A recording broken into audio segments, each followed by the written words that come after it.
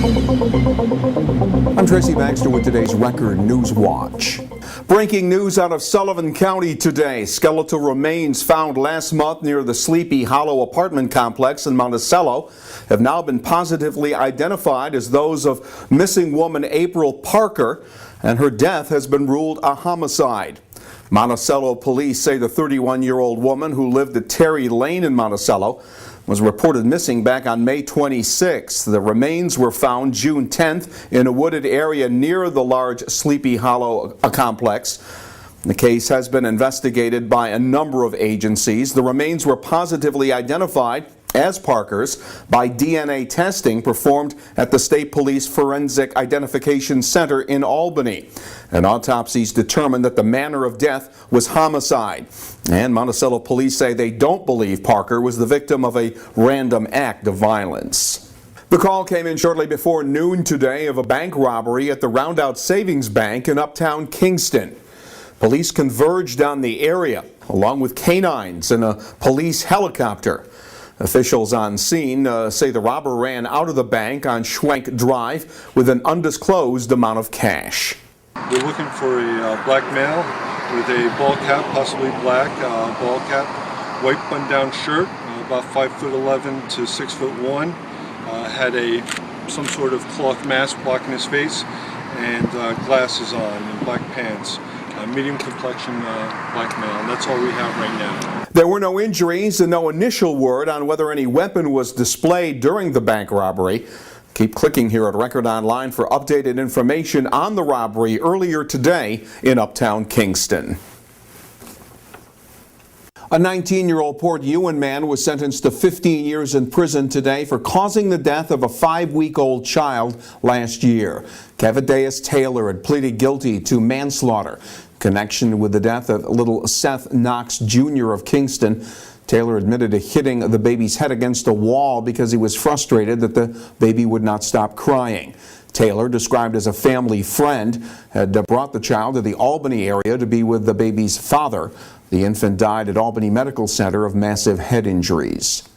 A former member of the Ellenville First Aid and Rescue Squad has pleaded guilty to burglarizing homes after responding to medical emergencies at the residences. 48-year-old German Lobatin, a former resident of Spring Glen, pled guilty to burglary in the second degree, a felony.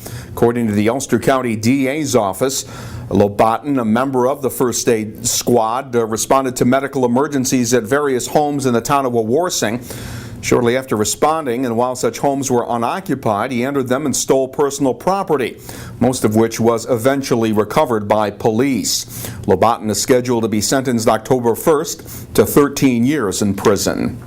A crisis is brewing in the Napanoch area where objections are being raised to a state DEC plan to lower the water level of Honk Lake in order to pave the way for the future demolition of the dilapidated Honk Lake Dam.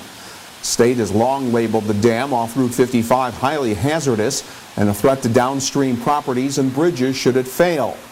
But this week the Wawarsing Town Board passed a resolution opposing the planned water level drop, saying more studies need to be done to determine the potential impact on fish life and private water wells.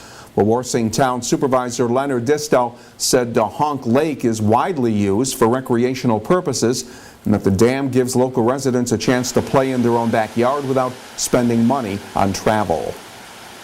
It's official. Residents in the village of Bloomingburg will vote September 30th in a referendum that, if passed, would dissolve the village of approximately 400 residents and place it under the jurisdiction of the town of Mamakating and its tighter zoning restrictions.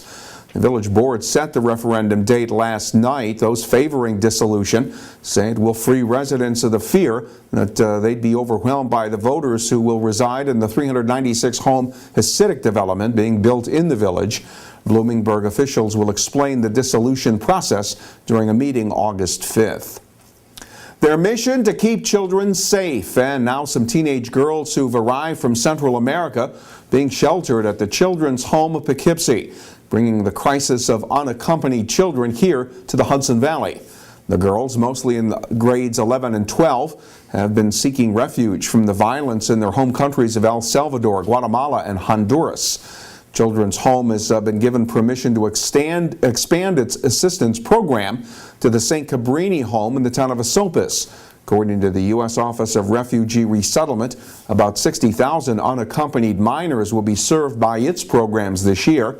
And with shelters near the border at capacity, children are being sent to other parts of the country, including here. Reporter Pauline Liu has the complete story of the crisis and this local connection at Record Online and in the Friday edition of the Times-Herald Record. Elsewhere, City of Middletown police have arrested 3 people for an early morning robbery. Happened in the area of South and Genung Streets, and according to police, the 3 men robbed a Middletown man of cash and marijuana while armed with what they described as a simulated handgun. The suspects were identified as 24-year-old Larry Gordon of the town of Wallkill, 23-year-old Taj Minor of Middletown, and 24-year-old Pedro Stroud of Middletown. All 3 were charged with felony first-degree robbery.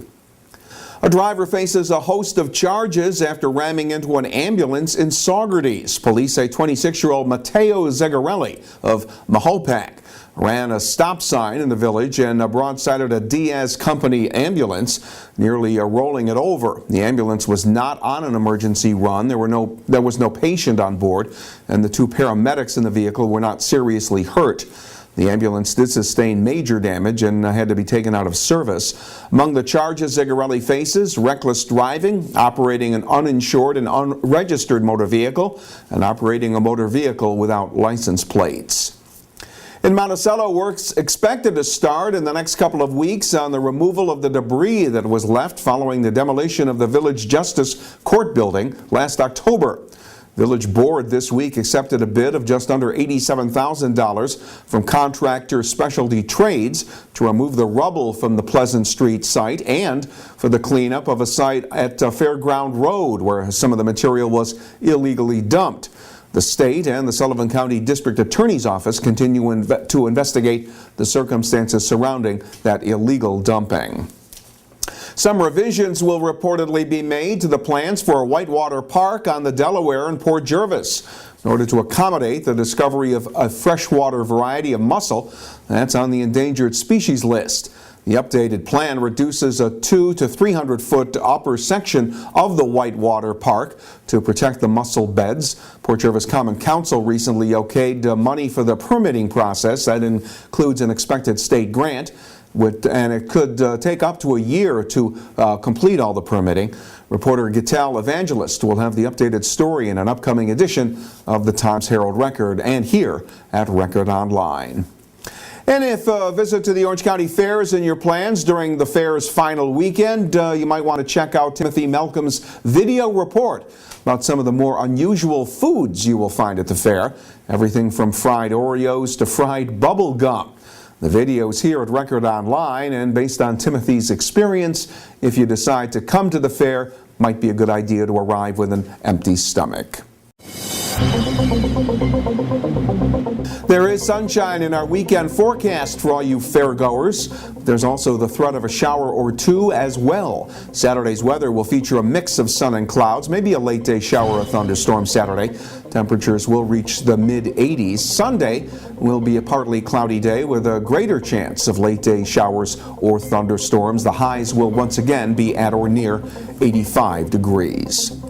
You'll stay connected to what's happening and get the features you enjoy when you pick up the weekend editions of the Times-Herald Record. And when news breaks, you will find it right here at Record Online.